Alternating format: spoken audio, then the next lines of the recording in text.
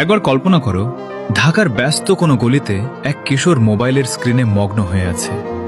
কেউ জানত না এই শান্ত ছেলেটি একদিন বিশ্বমঞ্চে বাংলাদেশের পতাকাকে গর্জন করতে শেখাবে।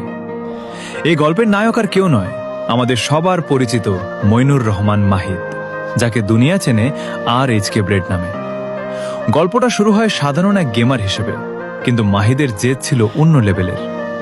যখন সবাই ভাবত 4 বা 6 আঙ্গুল ছাড়া প্রো প্লেয়ার হওয়া অসম্ভব, মাহিদ তখন মাত্র 2 আঙ্গুলের জাদুতে স্ক্রিনের ওপর তাণ্ডব চালাতেন। তার খেলার ধরন ছিল ঝড়ের মতো। শত্রু কিছু বুঝে ওঠার আগেই ব্লেড তার নিখুঁত মুভমেন্ট আর দুর্দান্ত শটে সব তছনছ করে দিতেন। তার এই বিধ্বংসী খেলার কারণে তাকে নির্দ্বিধায় বাংলাদেশের 1 নম্বর রাশার হিসেবে গণ্য করা হয়। মাহিদের আসল লড়াই শুরু হয় যখন তিনি রেড হকস RHK টিমে যোগ দেন। একা কোনো যুদ্ধ জেতা যায় না, আর তাই মাহিদের পাশে পাহাড়ের মতো দাঁড়িয়েছিলেন তার সুযোগ্য টিমমেটরা রাহাত, নিজাদ এবং কুতুস কাফি। এই 4 জনের সমন্বয়ে গড়া রেড হকস হয়ে ওঠে এক অজেয় শক্তি।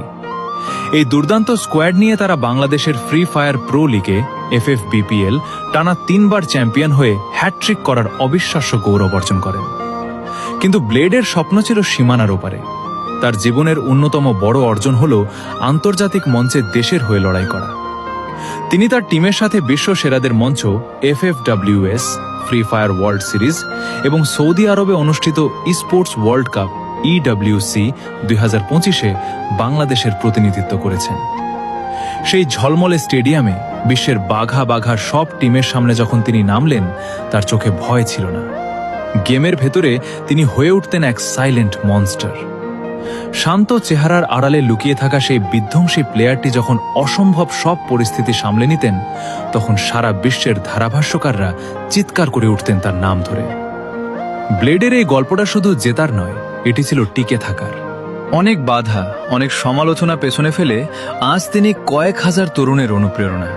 তার ঝুলিতে আজ লাখ লাখ টাকার প্রাইজ মানি আর হাজারো ভক্তের ভালোবাসা। গল্পের শেষে দেখা যায় মাহিদ আজও সেই আগের মতোই শান্ত।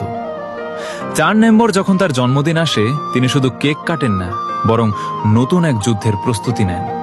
কারণ তিনি জানেন রাজার সিংহাসন পাওয়া সহজ, কিন্তু সেই সিংহাসন ধরে রাখতে হলে প্রতিদিন ব্লেডের মতো ধারালো হতে হয়।